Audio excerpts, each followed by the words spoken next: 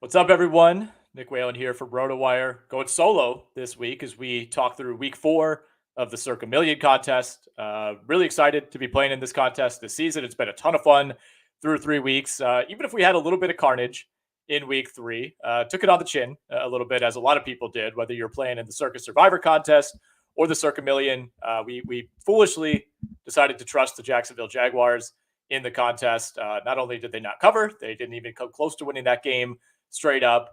That was the one that hurt the most. Not proud to admit it, but we also decided to go with the Dallas Cowboys. We know what happened there as well. So learned our lesson on taking some of the big favorites in a week 3 that was filled with them, but we're still hanging around. We've had a few pushes through 3 weeks, and we're just one game under 500. Looking forward to a big week 4 here.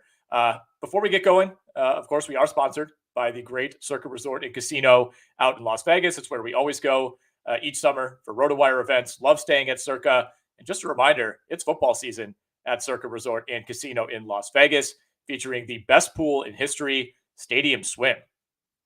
3 levels, 6 pools, and a 143-foot diagonal screen. Stadium Swim is America's favorite place to watch football. They play every game from college to the pros. I mean, this time of year, you got baseball, you got WNBA playoffs going on.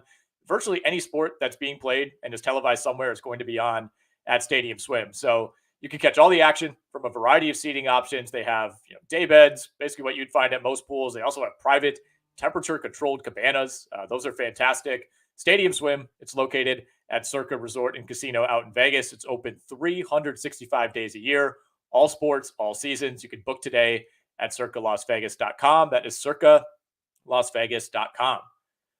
All right, we got a flushed week 3. We're not looking into the rearview mirror whatsoever. We're looking forward here. Short memory. Week 4 is upon us. The email just went out about a half hour ago. We got the lines locked in for week 4. Now, if we want to play the Thursday night game, Lions-Packers, we got to have the picks in within the hour here. In general, I don't love playing the Thursday night game. You got to have all your picks in on Thursday. To me, that's a little risky from an injury perspective. We don't know, for example, one, who's even going to play in the Thursday night game as of recording, and 2, someone like Saquon Barkley, Anthony Richardson, guys like that are still up in the air, and I like to have the extra day or two to kind of marinate on that, let the information flow in before we lock anything in. So we're not going to play Lions-Packers. The line at Circa is Packers +2 at home. I'm sure you've seen the stat by now. This is the first time since 1986 that the Detroit Lions are favored at Lambeau Field. The caveat being that the Packers are not starting a backup quarterback. There's been some instances in there where Detroit's been favored, but when the Packers have their starting quarterback healthy, this is the first time since 86 that the Lions are favorites. I actually lean Green Bay in that game for what it's worth. It's been difficult to evaluate this Green Bay offense so far with so many players missing, and we hope that Aaron Jones and Christian Watson will be back in the mix, but the offensive line remains banged up. No David Bakhtiari, no Elton Jenkins tonight for the Green Bay Packers, but I really like what I've seen from Jordan Love so far. I came into this year thinking really anything was on the table when it came to Jordan Love. And, ultimately it could have been as bad as Zach Wilson. And what we've seen from him so far, it hasn't been perfect, but it's been close to the best case scenario. And I think Green Bay could probably talk itself into the fact that it should be a 3-0 team. So very much looking forward to that game on Thursday night. Let's get to the games that are in consideration for us here in Circa Million for week 4. I don't love that we're starting here, but we got to talk Vikings Panthers. The Vikings, the line at Circa, Vikings -5 on the road at Carolina. That number sat at 3.5 earlier in the week. It's gradually moved in favor of Minnesota. Part of it is, I think Minnesota, last year they were a phony 13-win team. I also think they're kind of a phony 0-3 team this year. I mean, their trend of winning one-score games has completely reversed, as it probably should. They were one of the luckiest, if not the luckiest team in NFL history a year ago, but that's really come around in a pretty harsh way through these first 3 games.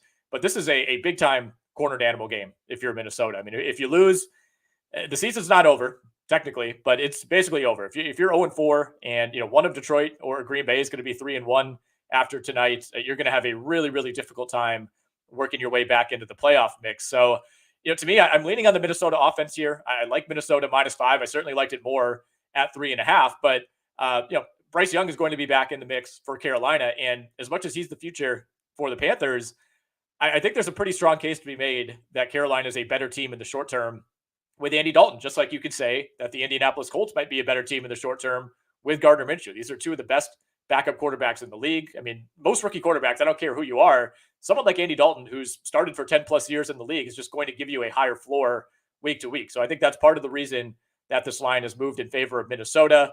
We'll see what the defense can do for Carolina. I mean, that's really kept them in these games through the first 3 weeks. The defense did have some letdowns against Seattle last week, but was put in some pretty tough spots by that offense, which, by the way, committed 8 false starts at Seattle. That is not the NFL record. I did some research to look that up, but it is the most since 2011. The Bears, fittingly, had 9 false starts in one game back in 2011. I lean Minnesota here. I'm not 100% sure that we're going to use it in our Circa entry this week, but I do think this is a good spot for Minnesota to finally get a win, try to salvage something of this early portion of the schedule. More than anything, though, I think I like the under here. Unders for Carolina games. Not only have the unders been hitting like crazy, but 7 of the Panthers' last 11 games dating back to last season have gone under 40.5 total. So, not only are they not scoring points, but the opponents tend to not score all that much either. So that's one game that we're considering. We're putting that in the basket for now. Vikings -5 on the road at Carolina. This is one that I like quite a bit more. My radio co-host, Jeff Erickson, made this his best bet of the week. The Cleveland Browns at home against Baltimore. They are 2.5-point favorites. There are a lot of trends that favor the Baltimore Ravens here. A lot of like Mike Vrabel-ish type of trends when you look back at how this team fares as an underdog. The Ravens are 19-3-1 ATS in their last 23 games as a dog. They're 12-3 ATS in their last 15 games against the Cleveland Browns. And, meanwhile, Cleveland is just 6-12 ATS as a favorite since the start of the 2021 season. So clearly this is a Browns franchise that it does not have a ton of history when it comes to trusting them, either winning straight up or against the spread. But for me, it comes down to this Browns defense, which I think has looked like the best defense in the league. They're probably right there with the 49ers. Those are the big two right now. You've seen the stat, I'm sure. 1 red zone possession allowed on this season for the Cleveland Browns defense. And it came after a fumble deep in their own territory. So they really have not allowed an opponent to drive the length of the field through 12 quarters, which is borderline preposterous.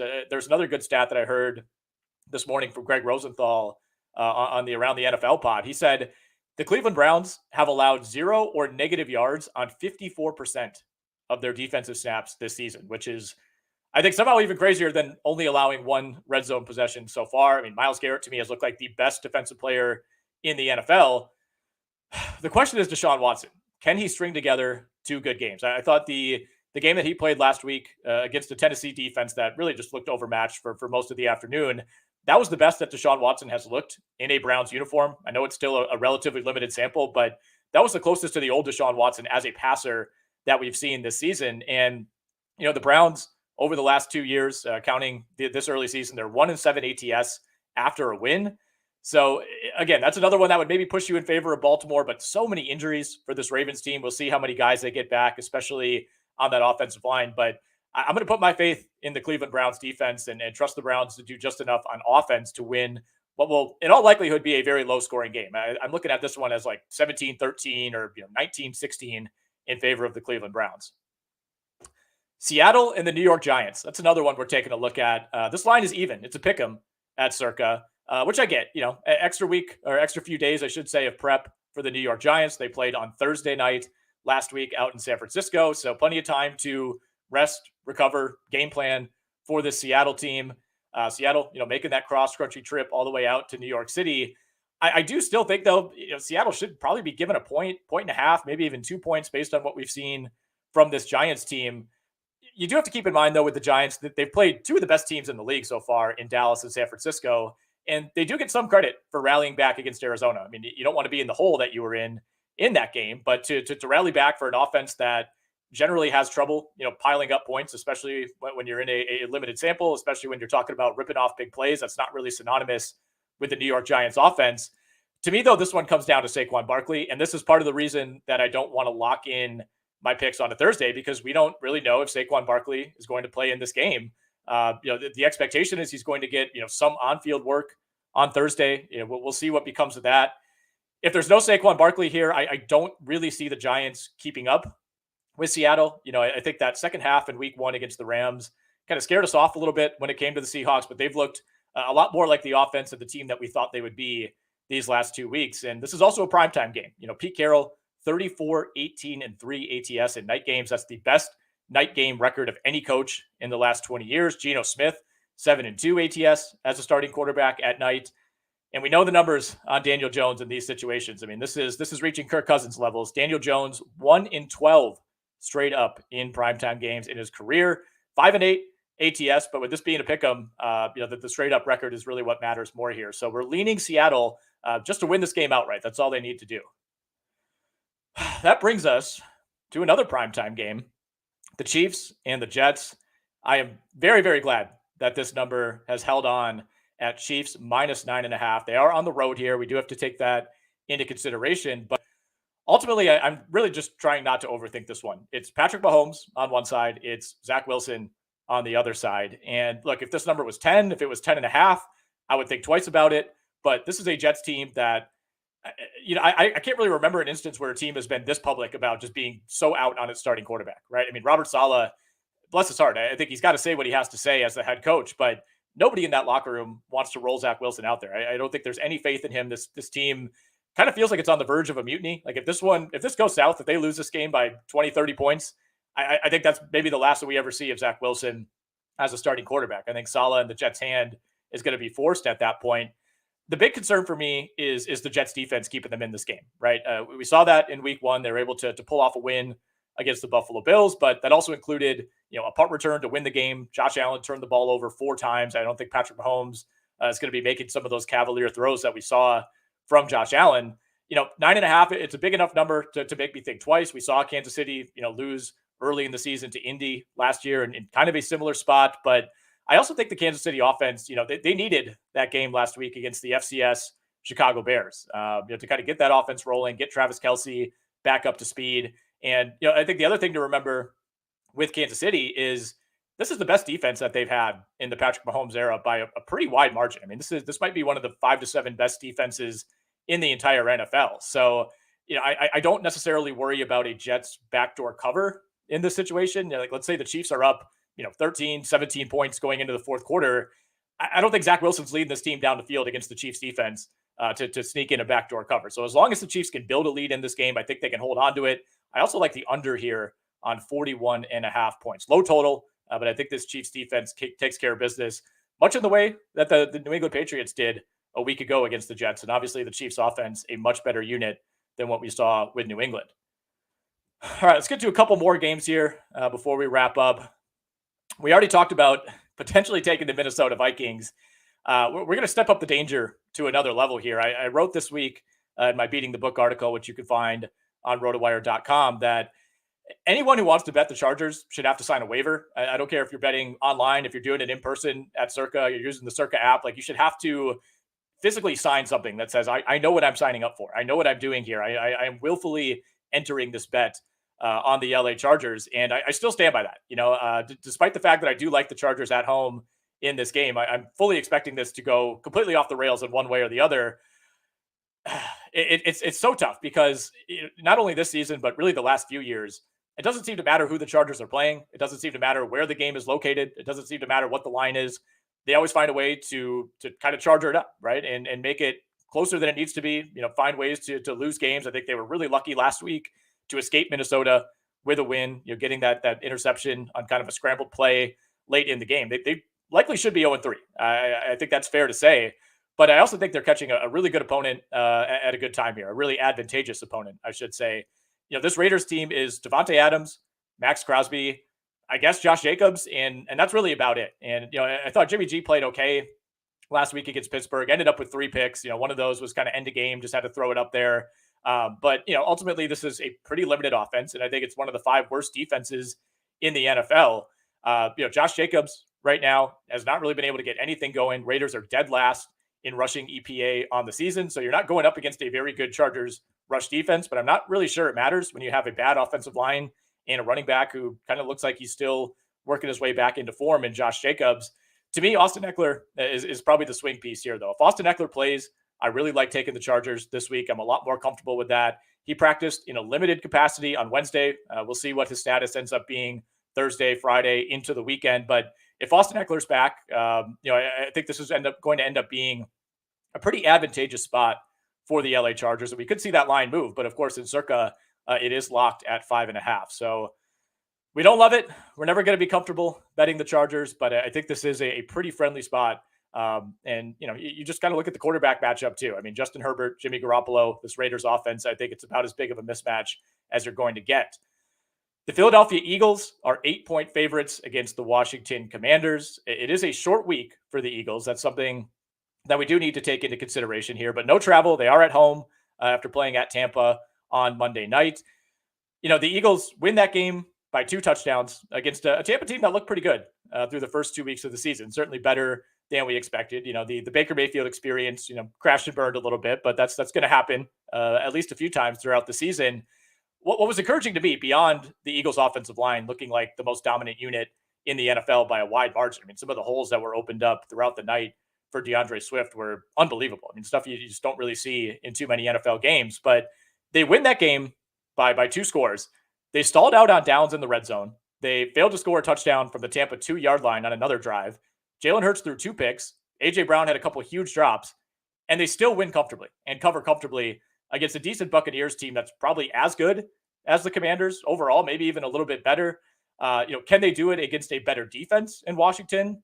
We'll see. But this Washington defense has been middle of the road so far when it comes to stopping the run, according to PFF on the year. So, on paper, one of the better defensive lines in the league, but I still think this is a really good spot for the Eagles. They got that offense, kind of starting to look more like the 2022 Philadelphia Eagles. So that is a team that we feel pretty good about using this week. That's Eagles 8-point favorites at home against the Commanders. A couple more games I want to hit here real quickly. This one's probably going to be a stay away, but the line has locked at 3.5. This is Bucs Saints, NFC North battle. Saints 3.5-point favorites at home. We're almost certainly going to get a Baker Mayfield, Jameis Winston showdown this week. Just amazing theater. I would look to bet some interception props wherever you can find those at the Circa Sportsbook. I know the Baker props were posted earlier this week. That might still be waiting on an official status update from Derek Carr, but I think we get multiple turnovers in this game. I think we get pretty rough quarterback play on both sides. Like I said, probably a stay away, but you could also see this being, one of those 19-17 type of games. I don't think either offense has looked all that great this season. Saints defense, certainly the better unit among these two, but I think it's relatively close. So if I did have a side here, I would lean Buccaneers on the road. These NFC South games always tend to be close, especially between these two teams. And I think getting the hook with the Buccaneers is pretty intriguing. So that one will be in consideration when we lock in that Circa entry. The other game we're taking a look at, the Dallas Cowboys.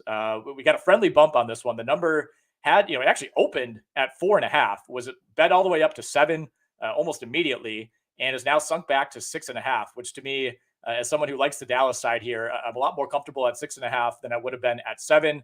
Cowboys 9-1 ATS after a loss over the last 2 seasons. We love that trend. Coincidentally, New England is just 5-12 ATS as a dog in that same sample. Pats are 3-8 ATS in their last 11 games. And 2 of those wins against the spread came against the New York Jets and Zach Wilson. So you can almost throw those out. So I think there are some trends here that point us in the direction of the Dallas Cowboys, but we still need some injury updates, especially on that Cowboys offensive line. I think that was something that we underrated a little bit last week, was just how much kind of infrastructure they were missing in that game against Arizona. But if the Cowboys could get a few of those dudes back on the offensive line, we do like Dallas minus 6.5. So in summary, that's Cowboys minus 6.5. We're considering the Buccaneers at plus 3.5. We like the Eagles minus 8. We like the Chargers minus 5.5 against the Raiders. We like the Chiefs to cover 9.5, win by at least 10 points on the road at the Jets. And we'd like the Seattle Seahawks to win that game. That is a pick'em against the New York Giants. In addition, we'll be considering the Cleveland Browns minus 2.5 at home against the Ravens, and the Vikings on the road at the Carolina Panthers. Although the more I talk through these games, I don't know if we can trust the Vikings. I really don't. I got to put that out there. I would love for that line to just be a little bit lower. I don't know that we could trust this Minnesota Vikings defense, but again, going up against Bryce Young, I feel better about that than I do Andy Dalton. A couple stayaways for me this week. There's 2 games of the week for me. One of them is Bills Dolphins. That's the obvious one. Something tells me the Bills are going to be able to slow down Miami. Obviously The Dolphins put up 70 points a week ago. So I think the inclination is to think that this is the best offense in the league. It is. No question about that. They'll get Jalen Waddle back, which is insane that they put up 70 without arguably their second best player in that offense. But you're going up against a defense that's running hot, a defense that sacked Sam Howell 9 times, forced a bunch of turnovers last week. So I think we get a battle there. I think we get a really close game. It's in Buffalo. That to me is a complete stay away. I wouldn't really be surprised by either outcome.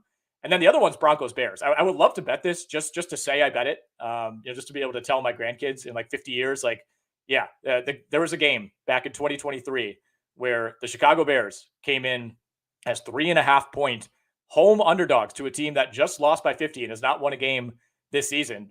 The Bears have gone over in 11 of their last 14 games. The Bears are 3-0 to the over this season. That's my play. I'm looking at the total in this game, and I'm taking the over. I'm staying away from the spread. Nothing would surprise me. Literally everything is on the table here for Broncos Bears. I mean, the belt for the worst NFL team of the year is on the line, and I really don't want to touch that game from an ATS perspective, but take a look at that total. Like I said, Bears have gone over in a ton of games over the last couple of years.